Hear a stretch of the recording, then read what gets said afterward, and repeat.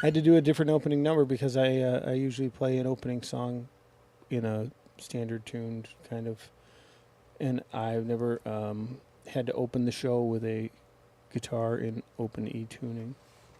Sounded nice. But I was completely thrown there for a second, like about a minute before we went.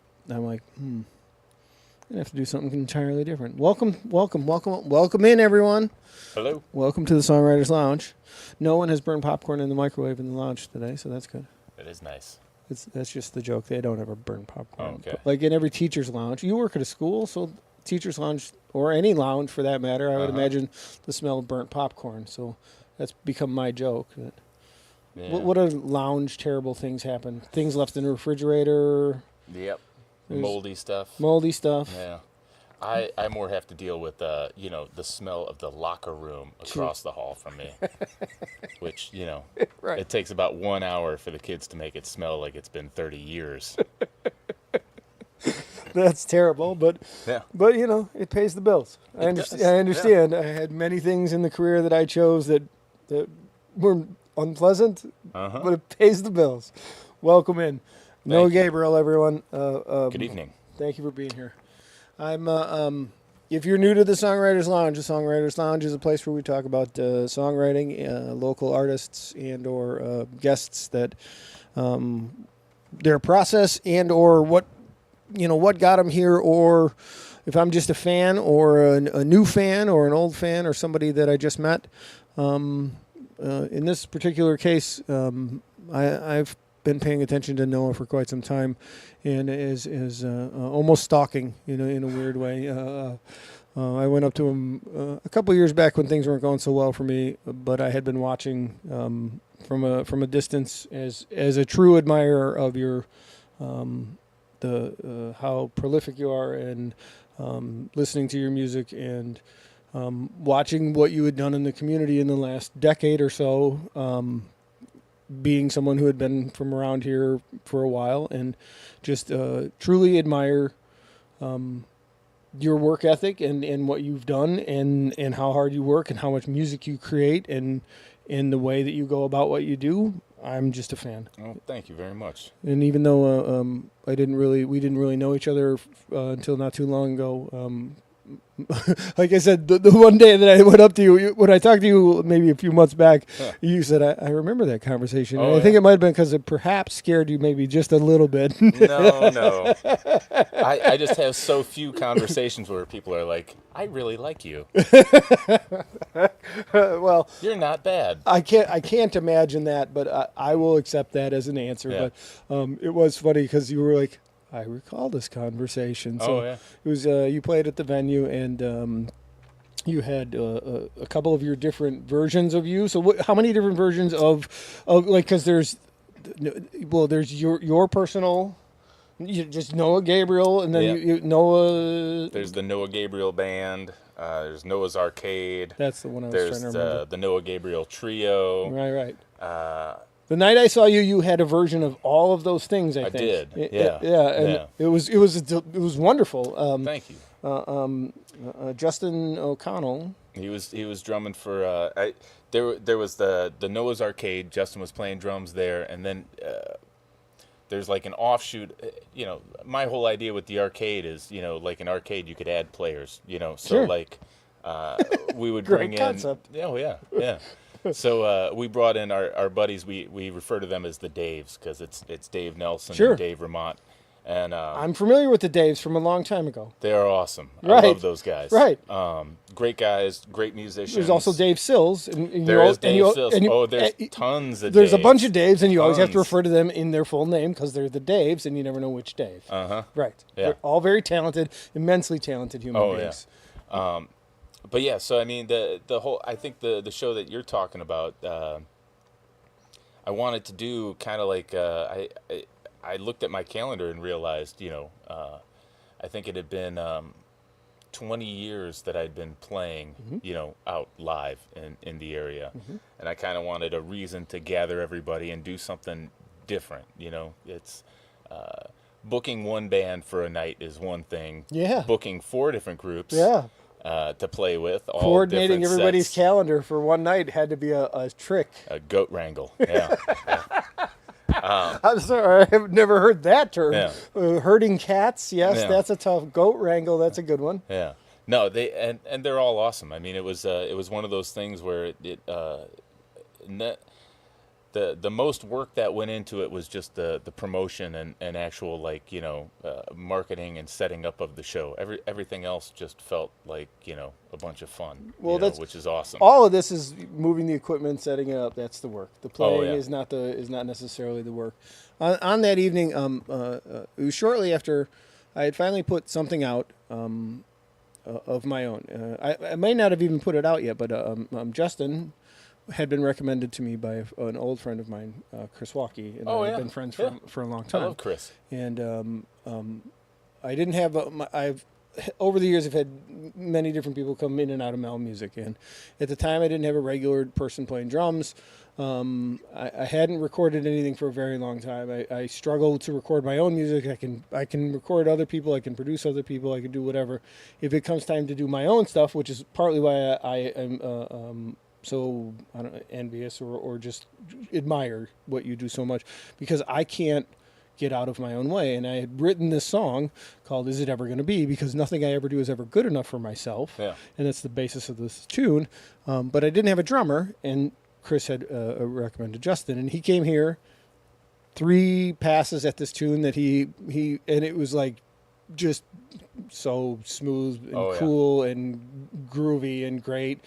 And then I had like a little bit of a problem. He's like, well, I was going to maybe take 1 or 2 more passes, but I think you got something. If you don't, just call me again. And of course, it was great. The third take was gold. And it ended up being the thing that I released, and he's on it. And then it was shortly after that, and I came and saw that thing that you guys were playing. So there was this connection with all that sort of those people from 25 years ago for me, and then finally getting a chance to come check you out in that vein where I could see the whole thing.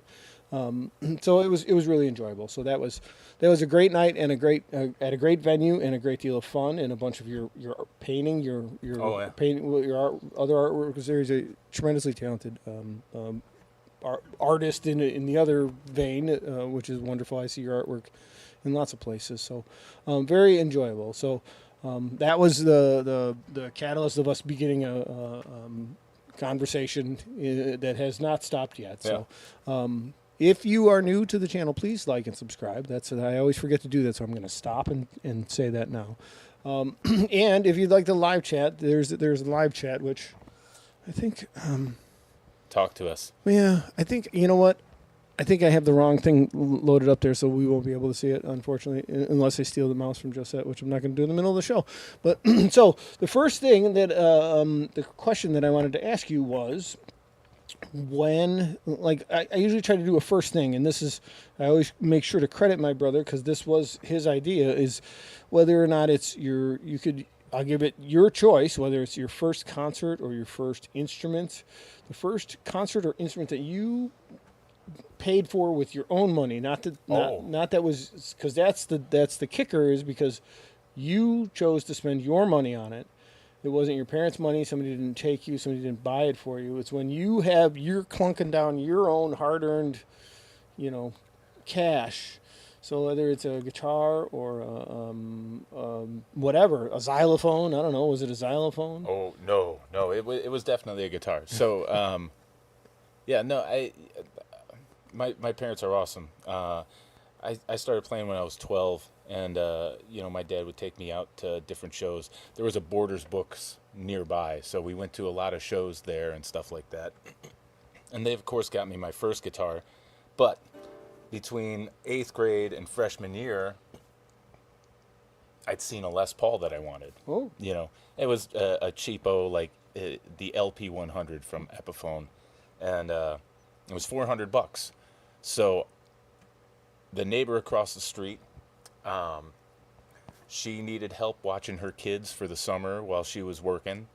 So I worked the entire summer. I gave up my last summer with my friends because I went from public school to a private school for high school.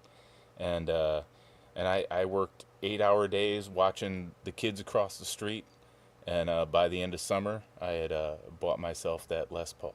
There you go. And it was awesome. And that tells the story. See, and that's why when my brother suggested that question, it tells a lot about the character of the person and the choice you made and the choice of the instrument, and, and what you did to get it. And I think that's great. Do you still have it? I don't. See, that's the other question. I don't.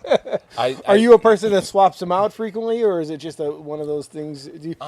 I did for a while, but now I'm to a point where the guitars that I have are staying with me. Right. And if they don't stay with me, they're going to go to one of my boys. Yeah. You know. You have two boys? Yeah, I got two boys, Jude and Ezra. Jude's 7, Ezra's 5, and yeah, I mean, I've been lucky. I mean, I've been given a lot of instruments throughout the years, so I mean, I definitely don't want to get rid of those for sentimental reasons. Anyone that I've ever gotten rid of, I always wish that there was some point down the road where I was like, I wish I still had that, but you got rid of it. Like whatever things I did part with, there was a reason, there was a point. But always. But yeah. A lot of times, the reason for me was always like I just didn't have the money to get what I actually needed. Right. So it was it's I was always trading it. up. Right, yeah. Right. Yeah. But you still wish you had it later. Oh yeah. Yeah. For sure. Let's see. First, your well, you want to do a song? You want to do your first song? Do you know what you want to do? Or so a lot of times guests are like, "Geez, that's a tough. I do that all the time." I want to stop touching my microphone. That's all right. I do it all the time. I had to learn to put it down low enough where I didn't rub my chin on it. Uh-huh. So, a lot of times the guests are like, "Well, let's see. I got to figure out what to play." I'm like, well, you still got a minute or two. I'm ready to go. So I've got a couple new songs. Shocker. Yeah.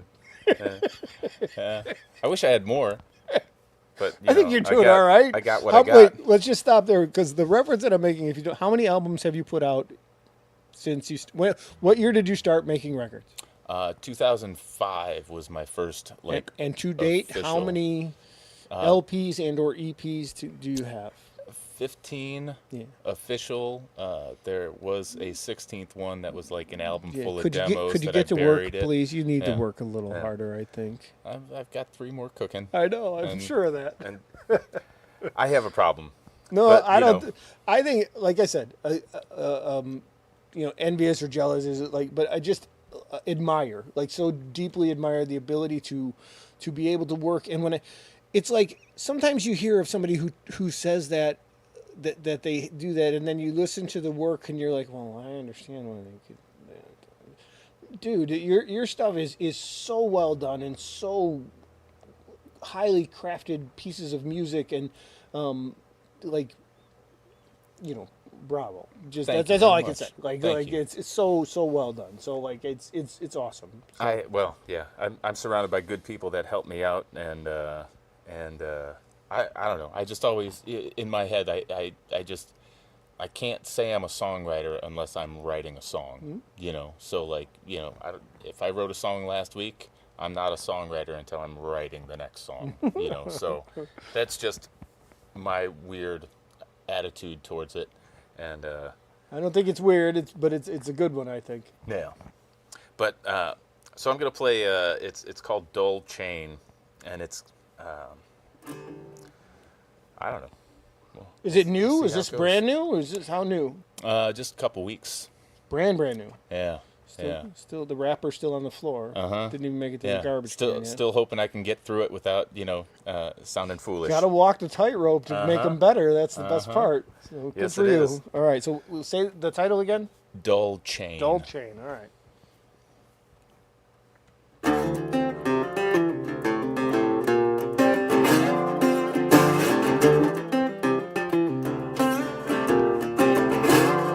Dull chain, check my shine, got the matted name. Looking all wrong, but I'm feeling just fine. Well, I'll be sad in my ways, I bet you wish you could be just a little bit less like me, but we keep digging up past regrets. So where we at? so far from faded. I busted out my veins, and you're tripping on a hole in my head.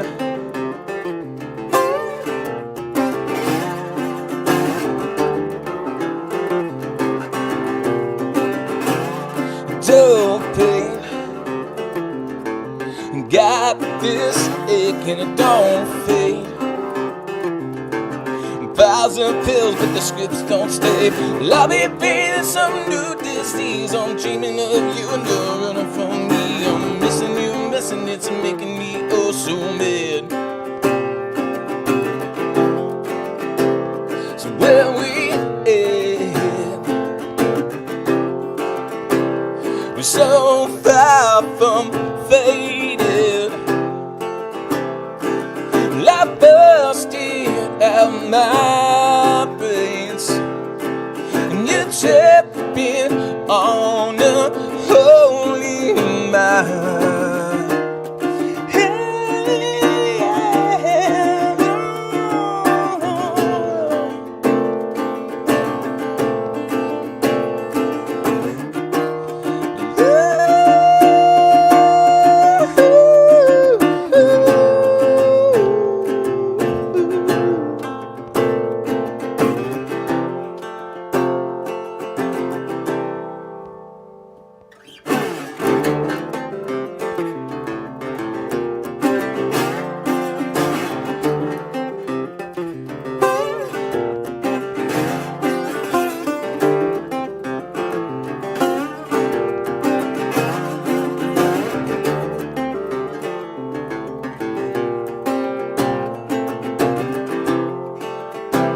So where we at?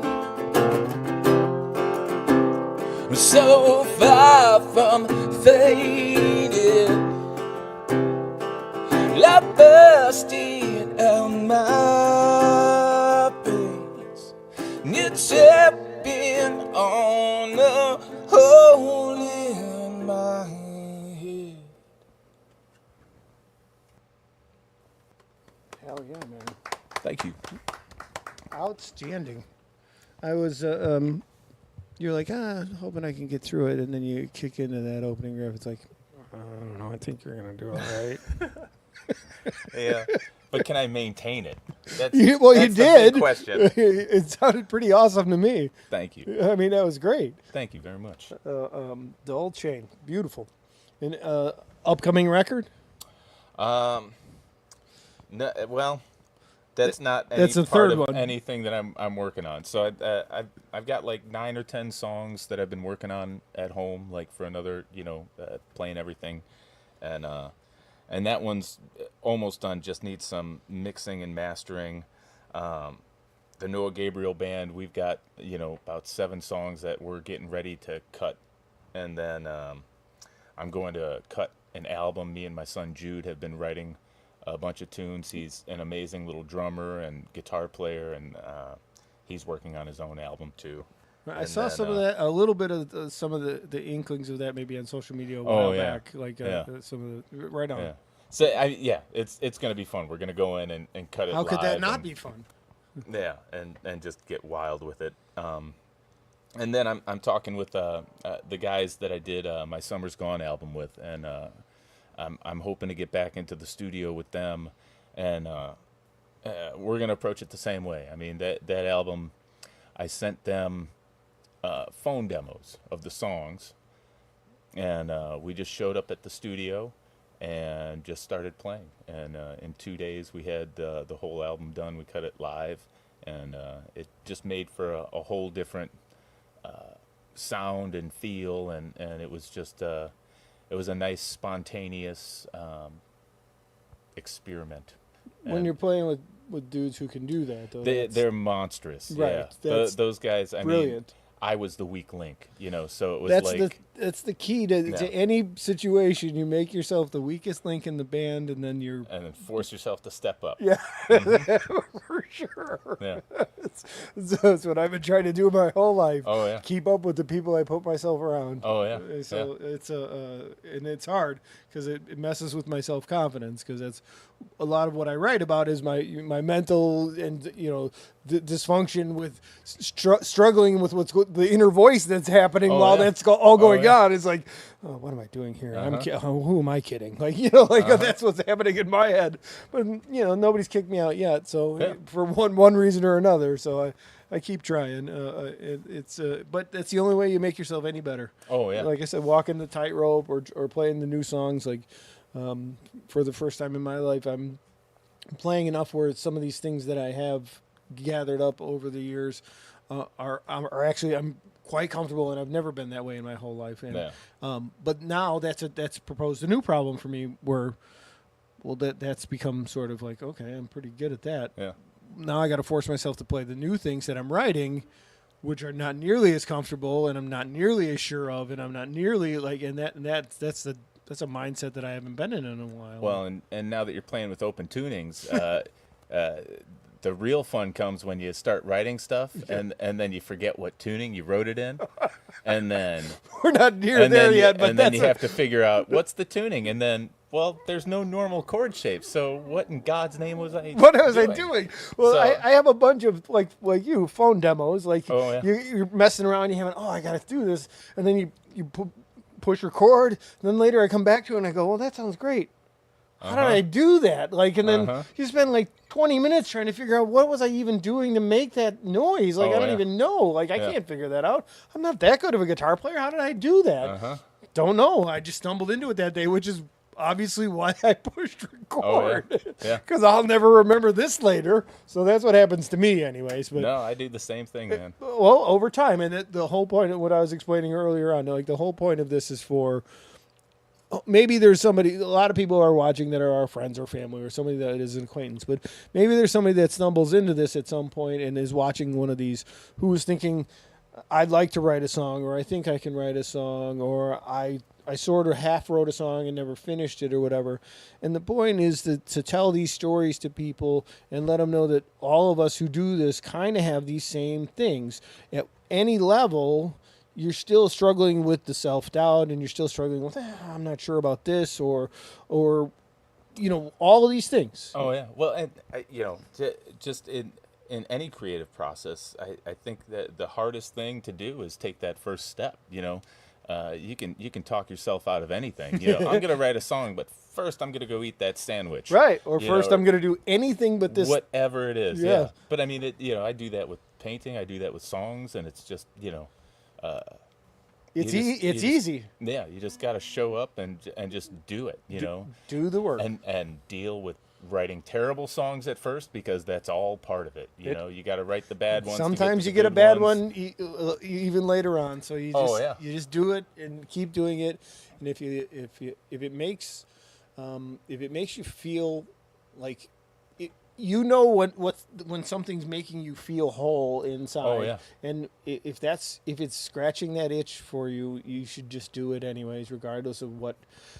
That's the other thing we were talking about earlier, in that I couldn't understand more deeply. It's like you go out, if you write songs and you go out and play them for people, more often than not, it's really hard to, even somebody as good as this guy, people are like eating their spinach salad and talking to their friends, and you're like, what do I got to do here? Like, and that was the conversation we were having earlier. There are nights where you're like, what the? And when somebody's actually paying attention, it's the greatest thing ever. Yeah. I'd rather play to 2 people that are watching than 100 people that don't care. Right. Any day. Yeah. And I couldn't agree more. And it's a wonderful feeling when somebody comes up and surprises you that they were paying attention when you weren't ready for it. Oh yeah. And well, it usually happens at those moments where you need it. Yeah. It's funny how life works, but the universe, God knows, and I agree with that too. last year I played at the Walk for the Cure. I played again this year recently, but it was last year, and it was a weird spot, and I was still struggling trying to bridge this gap, straddle the line between playing mainstream cover things in certain situations that I wasn't terribly comfortable playing, or feeling like I need to or I should or whatever. And there was a point where I chose a lot of the people. It's a walk, right? So so they go and they walk. Well, Is that like the Relay for Life type thing? it's sort of like that, but it's shorter, and it's a there's a big opening ceremony and an event, and I'm super grateful to be part of it. And I was able to play as part of the opening ceremony and the event. Last year, I had to sing the national anthem. Oh, geez. That was the most terrified I've ever been in my life. I will never do that. But this year I didn't have to. But so anyway, last year I played, and then they would play a song or two like through the DJ thing, and then I'd play a couple more, and I was trying to fit into whatever thing I thought I was supposed to, and then the whole crowd, it's like they get sponsors or whatever, and they walk and they are raising money, and there's a handful of people left in the park, mostly people working, mostly and just people waiting for their family to get back, and they were like, play a few songs. I played 4 or 5 songs. So I just played the stuff that was mine and that was dealing with, my, psychological stuff and my dealing with recovery. I have a few songs. And just because those are the ones that matter to me. And then as people started to come back, then the DJ started playing, I started tearing down, and there was a guy that came up to me who was listening really close. And he needed it that day. Yeah. And it surprised me. And being a person who struggled with recovery, I realized that he was a person in a bad spot that day. And whatever I had said in the songs that I was singing hit the mark for him. Right. Yeah. And we spoke for a minute. He needed to. And then as the place got more crowded, all of a sudden he disappeared, and I didn't know where he went. I didn't. That was the only time I didn't know. But like you said,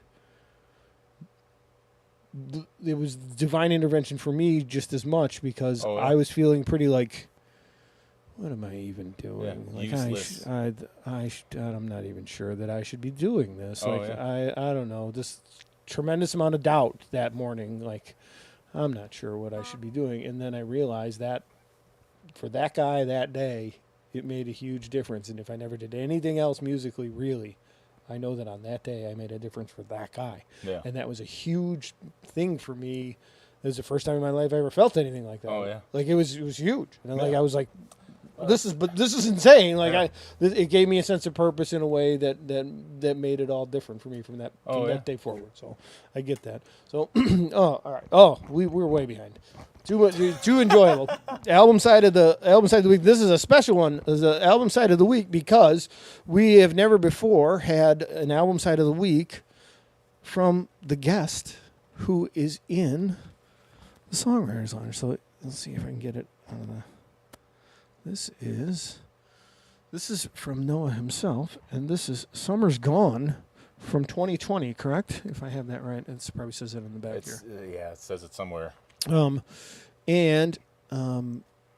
gonna select side 2 because it does what I liked about this, and we talked about this earlier, but I hadn't listened to it on vinyl, so I sort of cheated on this one. But you were kind enough to bring me a copy of vinyl, so now it's not cheating anymore. But I wasn't really sure where the exact point of where it switched over, where I would have to flip it over on vinyl.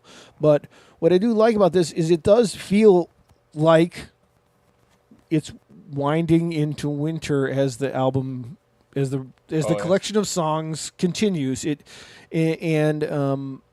did enjoy that, and I do enjoy that, and I think I also like that what I noticed listening to a bunch of your things, reviewing a bunch of things today, the appearance of small pieces of sound in various places that you lace into your stuff. I really, really enjoy that.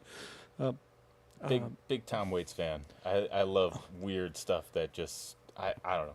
That's the origin of it for you. Like you're pretty sure that's where that comes from. Yeah, I mean, I just I don't like modern production a lot. Yeah, it's too slick. I feel like a lot of it has lost its humanity with all the fun tools they have. So just random sounds.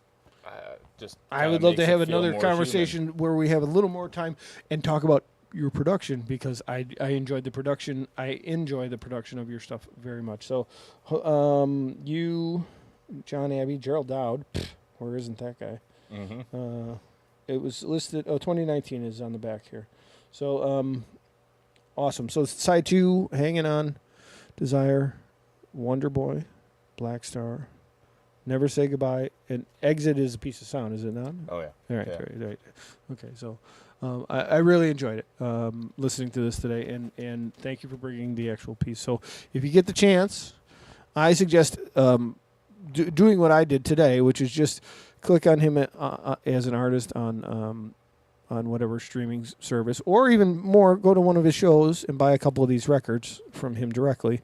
But if you don't have that chance, click on his Spotify or whatever, however you stream stuff, and just let it play for a couple hours. And if you could go through discography, if you want to go albums at a time to hear them in a collection, because that's what I like to do. Just move from present to past, Present. please. Don't start at Don't start now and go backwards. No, You don't want them to start at the well, beginning. I love all the stuff, but I just feel like I'd rather be represented by what I am now and let people go back and see right, how I got to this point. Sure. That's I like that advice. I can appreciate that as well. But earlier today, for a while, I just had it playing while I was setting some things up, and it was picking things from 2024. What is the name of the? One Wing Shy, was it, or was it Peg Leg Killer Peg Jones? Leg Killer, that one. Okay. So like there was a bunch of things on that I really like. Yeah. There's 2 or 3 things that I recall very specifically that I enjoyed, because I checked to see which record it came from as it shuffled through stuff. But I want to listen to things as whole records moving forward, and I did like that. So hence your theory. See, the most recent thing was really enjoyable. But so that's that. So it's time for me to play a song. Which when I saw you at where we had the conversation about having you on the show here. We were at Black Hog Vinyl, and we were both part of the showcase that Demi, our guest last week, put together for everyone. And I saw you playing in open tunings, and I saw John Till playing in open tunings, and feeling like I needed to experiment, and I started messing with this open tuning concept. And then in our little songwriters group, I started messing with the song. Now it's pretty straightforward. Blue put a prompt in the bucket that said statuesque. We had to write a song with the word statuesque in it. So this is my contribution to that.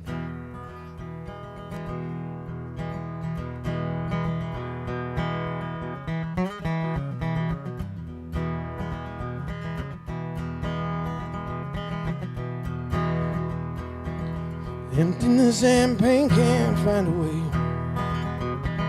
Somehow get the cobwebs cleared away. Maybe his cross-threaded head never screw on straight. One thing that he knows is he's not sure. He knows for sure that he's not sure.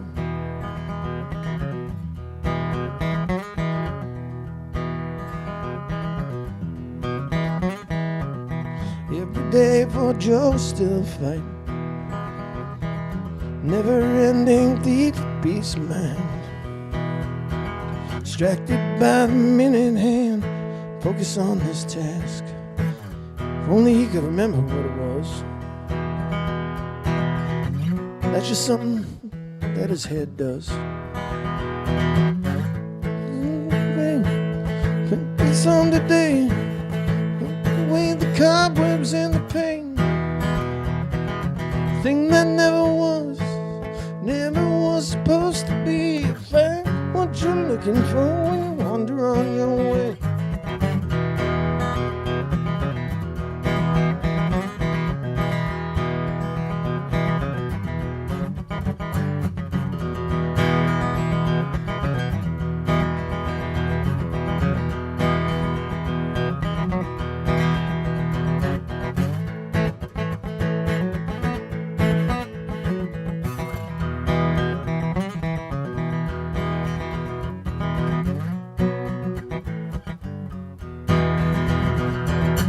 looking for a way, make it through today, overcome the sadness and the pain. Dream that never was supposed to be found. What you're looking for when you want to run your way.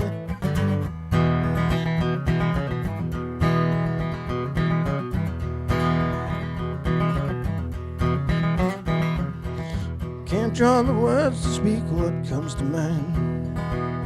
Eyes are closed but looking to the sky. Standing faithfully, statuesque and silently, praying for the strength to lead this time. If only she could find it deep inside. Looking for a way to make it through today, overcome the sadness and the pain. Thing that never was supposed to be a fact. What you're looking for when you want to run your way.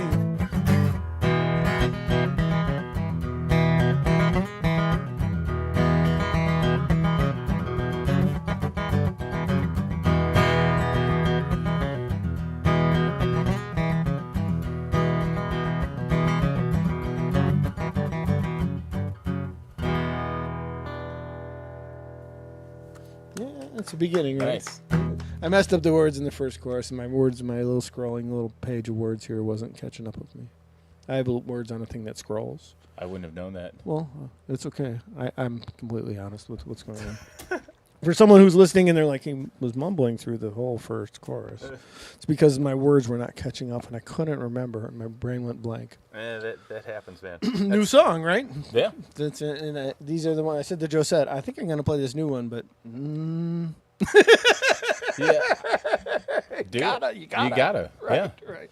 You gotta. So that's wander on your way is what I call that. So Yeah. it's my first attempt at playing in an open tuning like that. So it's fun. So you got anything coming up that you're playing? A gig or a show or a place you want to send people to find stuff? Or?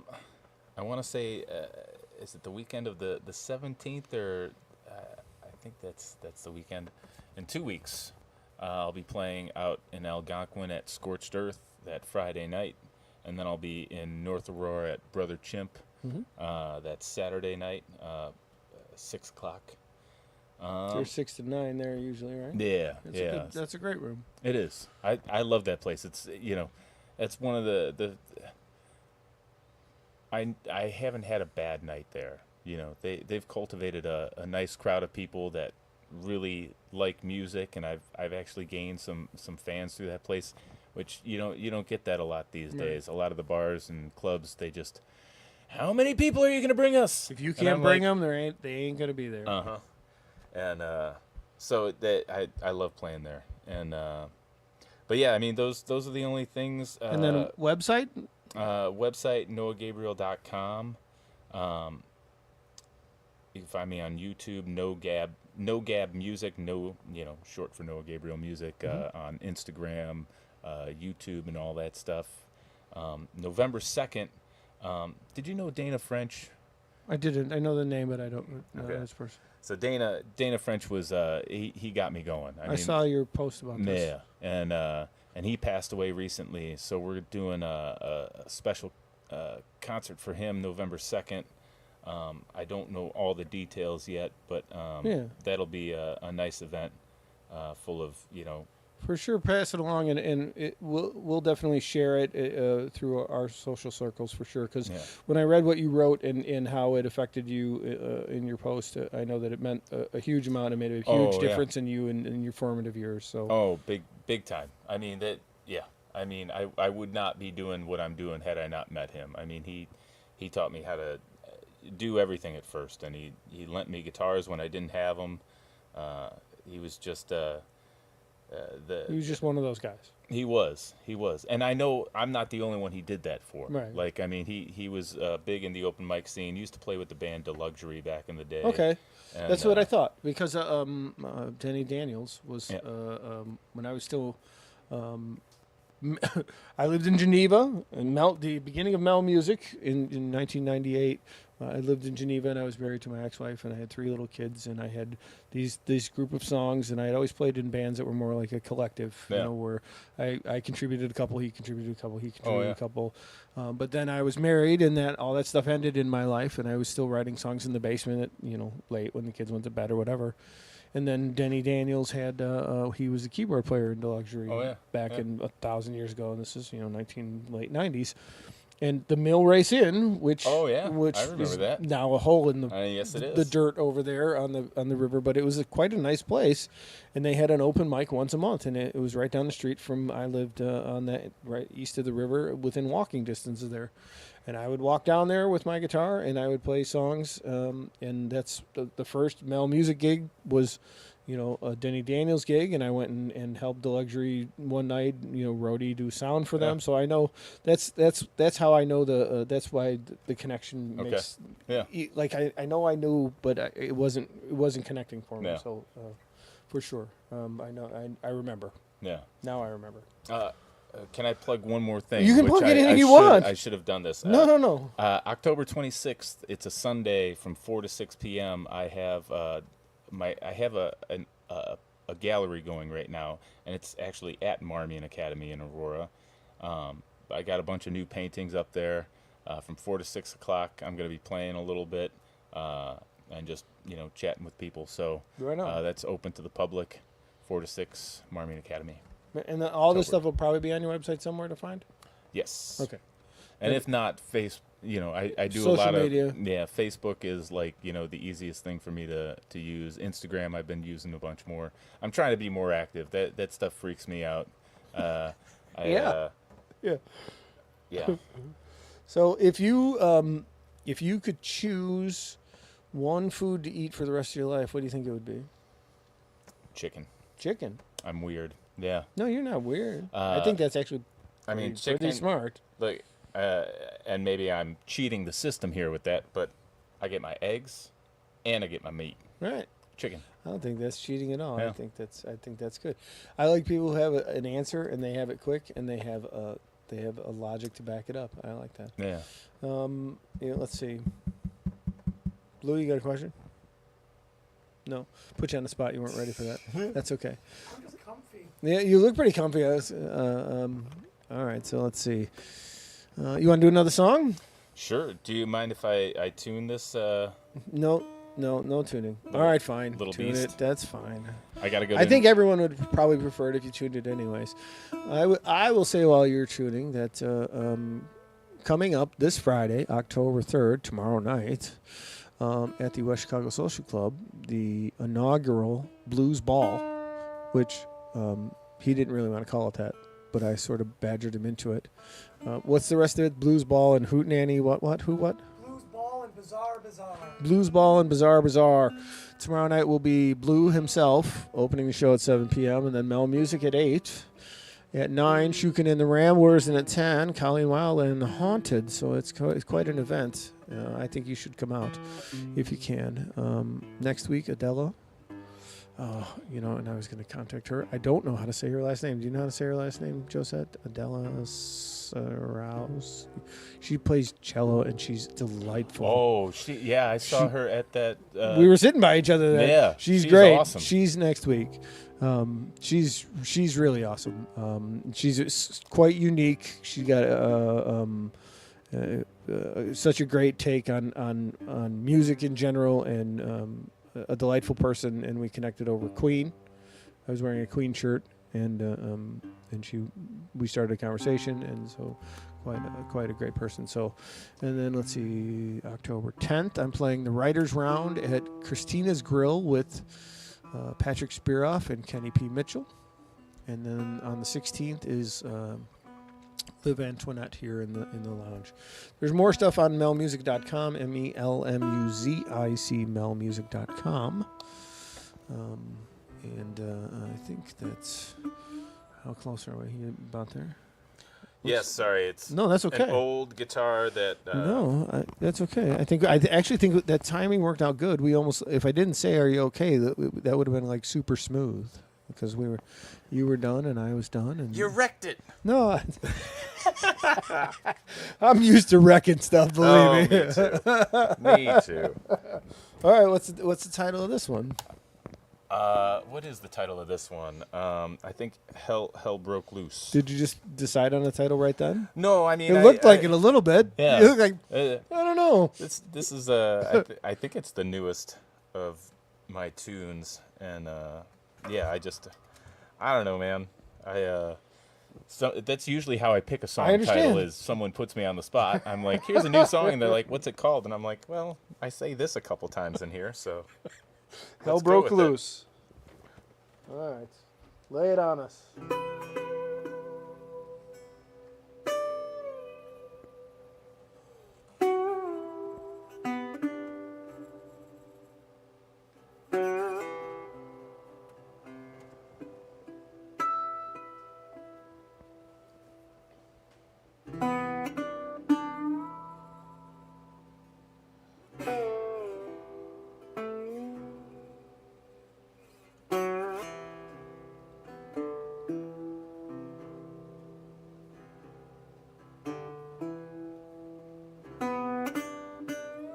Hanging like a tree, strung up in a tree, and nowhere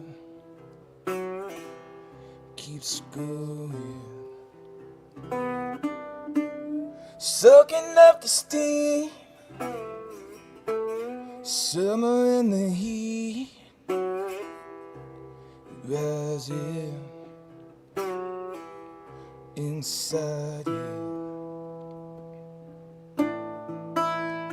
Blood is in the valley,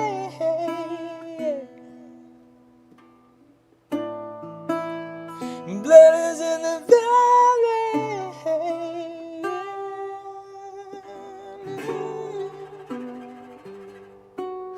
I broke loose.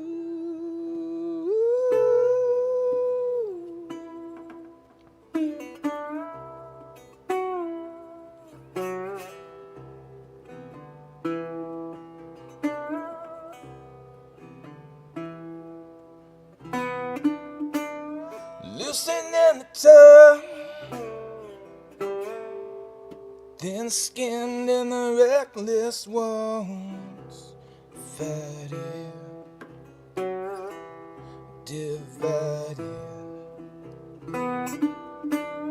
rubble in the street, God blame for the devil's deeds, lying, they keep crying. Blood is in the valley.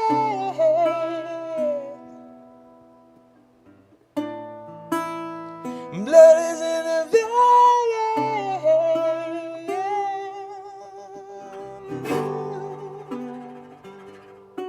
And I broke loose.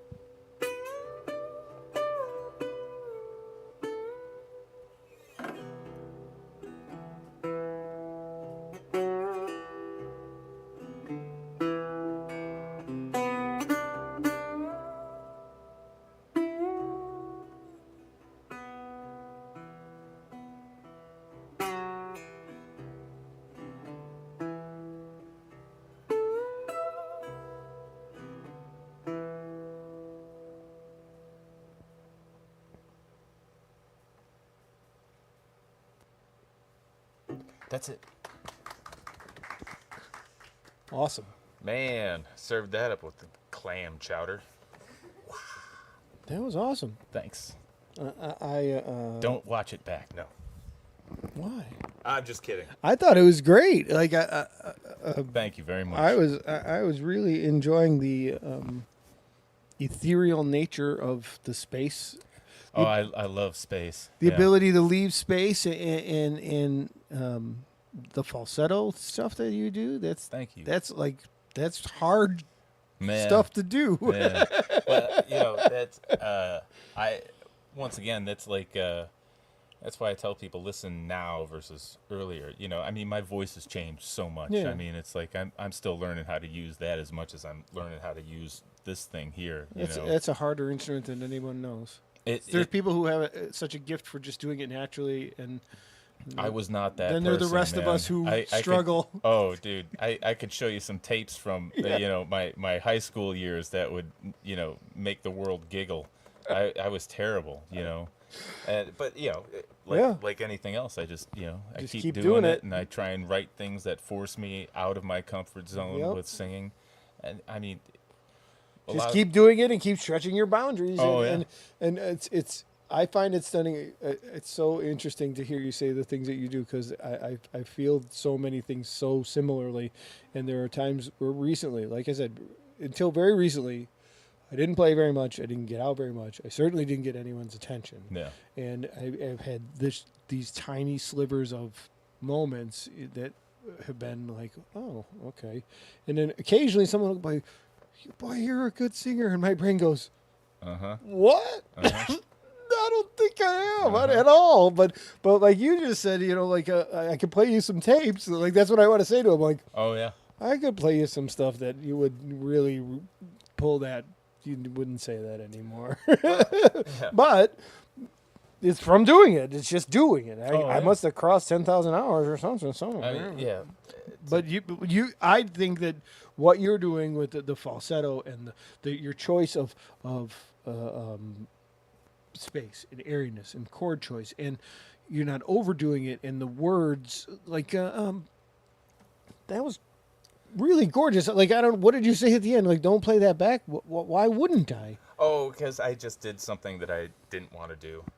I just, it's one of those things where it's like I wouldn't know. have known. Yeah. Just like you said to me. Yeah. I certainly wouldn't have known. I thought it sounded amazing. Well, thank you. You're welcome. you. You're quite welcome. Yeah. See? We're We're all the same. Our worst critic, and that's fine. That's right. We're all the same. It's super funny. The people that I find it so interesting. The people that come here and there's so many similarities in that regard, and I think it's amazing. I thought that was really, really good. So Thank I think you could be less harsh Yeah. on yourself when you listen back. Anyways, give yourself a little more of a break, brother. Oh, that was really good. All right, so the big serious, there's two serious questions. One is, what's your favorite ice cream? Oh, my favorite ice cream. It would be God, who makes it? Batavia Creamery does a carrot cake ice cream. Ooh. That comes out a few times a year. Ooh. And that's my favorite. Oh, and local. So there you go. It is local. That's where we bring our boys, and Right on. they make great stuff. And the big question is, what is your why? So why do you think you do this? Do you think can you put your finger on it? Do you think that there's a I do have a why. It started. That question started with the whole Songwriters Lounge thing, more from me just playing a few songs or whatever. When I had Aaron Kelly come, I met him last year at his open mic, and he was super kind and super nice. We got along. We laughed a lot. I said, "Why don't you come on sometime and play some songs?" We ended up talking about songwriting, and that's what it came into. And at the end, I said, "Why do you think you do this? And what is your why?" And that sort of has become the question I ask most people: why do you think you do this? Well, I mean, for going back to high school and stuff, I was doing well in high school, and could have done the college thing and all this stuff, and but I always just wanted to play my guitar. I mean, I was dragging it around with me everywhere, and I had written and recorded a few cassette tape albums in high school, but my senior year I had this massive writer's block. I didn't write for a couple months and it was driving me nuts. They do retreats at Marmion Academy. That's where I graduated, and they did this one called Kairos, and they're like, ask a question on the first day, and by the end of it, we promise you'll have an answer. My question was, am I supposed to be a musician? Am I supposed to be a songwriter? Because I, even at that age, I just felt like, that's what I was supposed to do. I ended up writing a couple tunes on that retreat in the 4 days, and a lot of people were just coming up and just saying things like, God, you need to, and you don't tell anybody what your question is. It's something you keep to yourself. And for me, it was just, I just, once again, God, to me, told me that's what I was supposed to be doing. Now, in the grand scheme of things, I think like most people, I use this to try and make sense of the world around me and different situations in life. I mean, it's a place to put the darkness sometimes, and it's a place to celebrate the light. It's just, and for me, having those artists, I always connected deeply with music. There were always these songs that and it didn't even have to be lyrical. I mean, when the proper melody is married to the right chord progression, one note can make your heart just seize up. Make you start to feel an emotion that you didn't know was there. And that, I always wanted to do that. Music was always a place where I could go, anytime I was down or anything like that. I did not, I didn't have good friends growing up. Not that I had some, but, I was, always the butt of the joke in some of the groups that I hung with. And when I found guitar, I retreated from everyone for years and just, played music and listened to music. And it was just everything to me. And that made me feel, I found my place in the world inside of music. And I know that is something that other people are seeking and can find solace in. So I hope that I can provide that for people. And that conversation that you had with me, I made a difference for me. That's And so I mean that's the why. I'm trying to touch people. I'm trying to make the world a better place. I'm trying to the connection in whatever way that music has done it for me. I'm trying to do it for others also. Well, I think that is as true and complete an answer as I received, almost as complete an answer as I received. And I would say that your description of connecting with people, and that's a common theme. Some people are just like, I wouldn't know. I don't even know. I can't not. Which is a common theme. I think for when I describe to other folks, I always felt this drive to this connection with music, this place where it made me feel whole, sort of like what you were describing. It's like there was always this something missing, and whether it was as a kid, if there was a piano in a household that I was uncomfortable in, and there was a place where I could sit, or my grandmother's, she had an old one of those old organ things with the thing. Yeah. Now she could play, but she almost never did. But when I was there, that's where I would go. Or if there was any kind of an instrument or any kind of music, I would gravitate toward it. And then my brother worked at a record store when I was a kid, and he was much older than me, but then I would gravitate toward the records he was listening to and listen to them when he wasn't around, and then get in trouble when he got back. And then I did the same thing. Right. So and that's the thing. But all of those things contribute to this sort of there was this pull, and then it moved me feel. See, I do it too. It moves me to feel things and to experience things that I wouldn't have otherwise. And then there's this helped and changed and made things better for me. Now I want to turn that back around and help somebody else find this thing if I can. I don't know if I can, but I'm sure going to try. And it made me feel like a whole human. And anything else I ever tried to do in my life, I felt less than whole. Oh yeah. So I would agree with your analysis almost entirely. So that brings us to the end of the show. Unfortunately, we have one more thing that we do at the end of every show, which is called the dumb joke of the day. And the dumb joke of the day is exactly what it sounds like, except now I no longer know what the joke is. I used to know what the joke is. This was from Elton John. Holy crap. Elton John sent us a letter. Can you believe it? I can't believe it. Oh, my God. He had to cross out the other person that sent us a letter. I was hoping glitter would fall out when you opened it. Better than glitter. Yeah? Okay, so let's see, what does the joke say? There's money. Oh, hey. All right. And Elton says, what do you get when you drop a piano down a mine shaft? And you're supposed to say, I don't know, Mike. I don't know, Mike. You get A flat minor. Jesus. It's a pretty dumb joke, isn't it? Oh, it's beautiful. It's musical. It's everything. It fits the description entirely. Very, very good. You get the golf clap for that one.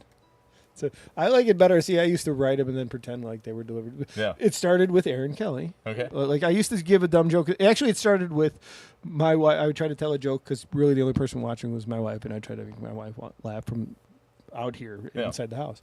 And then my friend has daughters who would then write and send me jokes from 7, 8, 9, 10-year-old girls, which was also fun.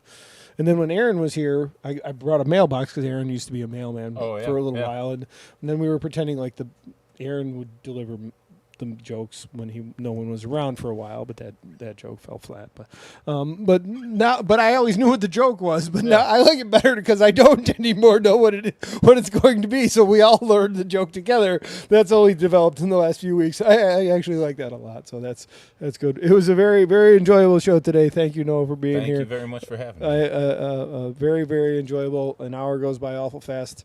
Thank you all for chatting. I keep moving the chat from different screens to see if I could read it. I still can't read it where I put it. So can you read any of those? My glasses are old. Ryan Carney. I see Ryan Carney checked in, but I can't see what he said. So if it says something like "I hate you, Mike, go away," well, thanks for checking in, Ryan. I can't read what it says though. So if that's what it says, well, don't tell me. But otherwise, thank you. That's the only one I can see from here. Angus, that's Angus. Yeah. Angus, right? He has the crown because he's Scottish and he wears a kilt all the time. Nice.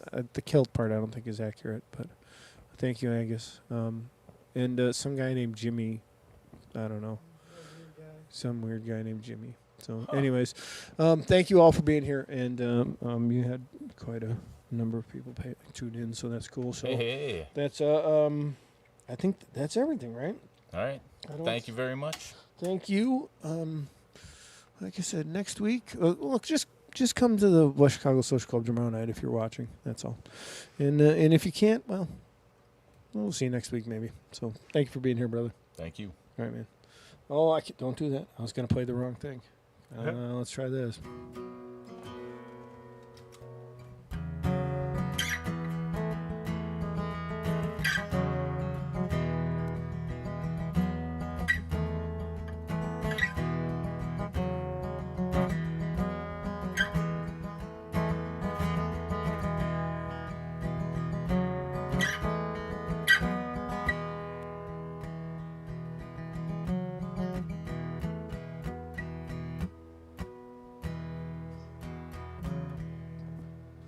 Myself left now.